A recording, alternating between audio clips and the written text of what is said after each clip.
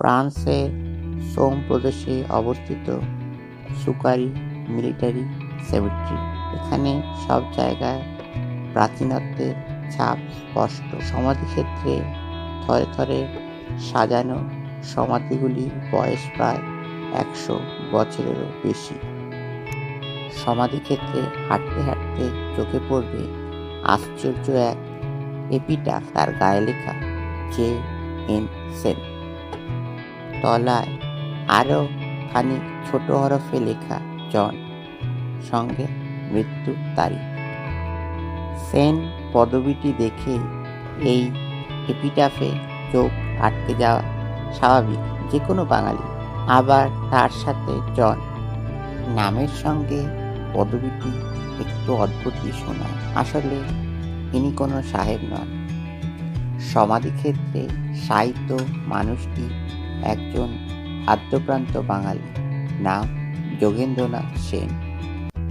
British সেনাবাহিনীতে লড়াই করতে গিয়ে সহকর্মীদের উচ্চারণে যোগেন হয়ে ওঠেন জন। এখনো পর্যন্ত আবিষ্কৃত তথ্য অনুযায়ী যোগেন্দ্রনাথই ছিলেন প্রথম বিশ্বযুদ্ধে প্রাণ দেওয়া প্রথম বাঙালি সৈনিক। যোগেন্দ্রনাথ জন্মগ্রহণ করেন বাংলার ফরাসি উপনিবেশ চন্দননগরে 1887 সালে। পরবর্তীকালে পড়াশোনার জন্য এবং কর্মসূত্রে বিদেশে পাড়ি দেন যোগেন্দ্রনাথ। ইংল্যান্ডের লিডস বিশ্ববিদ্যালয়ে ডিগ্রি অর্জন করেন তিনি। লিডস শহরে চাকরিও হয়ে যায়, কিন্তু ভারতীয় হওয়ার জন্য বারবার বর্ণবিদ্বেষের শিকার হতে হয় যোগেন্দ্রনাথকে। যোগ্যতা থাকা সত্ত্বেও বারবার তার প্রমোশন আটকে দেওয়া হয়, কারণ তিনি একজন ভারতীয়। এইরকম সময় শুরু হয় প্রথম বিশ্বযুদ্ধ। ব্রিটেনও এই বিশ্বযুদ্ধে জড়িয়ে পড়ে। শুরু হয় গণহারে সৈনিক নিযুক্ত করার প্রক্রিয়া। সুযোগটা হাতছাড়া করেননি যোগেন্দ্রনাথ। সেই সময় সাহেবদের ভিড়ে একমাত্র বাঙালি এবং ভারতীয় সৈনিক ছিলেন যোগেন্দ্রনাথ। দিনটা ছিল 1916 সালের 22শে মে।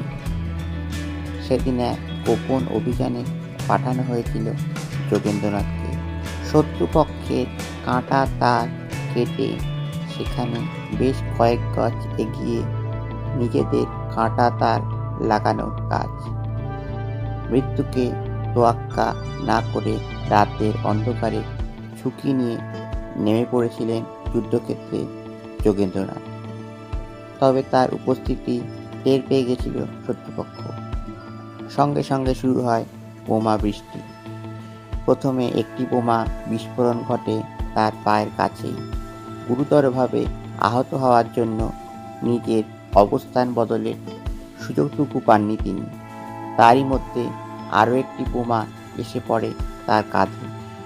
মুহূর্তের মধ্যে ঘনিয়ে আসে মৃত্যুর ছায়া। প্রথম বিশ্বযুদ্ধে সব মিলিয়ে ব্রিটেনের হয়ে ইউরোপের মাটিতে লড়াই করেছিলেন কয়েক লক্ষ ভারতীয় সৈনিক। প্রাণ দিয়েছিলেন প্রায় ৭৬,০০০ মানুষ, যার মধ্যে বাঙালির সংখ্যা কম ছিল না। আর সেই তালিকায় প্রথম বাঙালি শহীদ হয়ে বেঁচে রয়েছে যোগেন্দ্রনাথ। 100 বছর আগেও তিনি প্রমাণ করেছিলেন মাছে ভাতে বাঙালিরা লড়াই করতে পারে যুদ্ধক্ষেত্রে।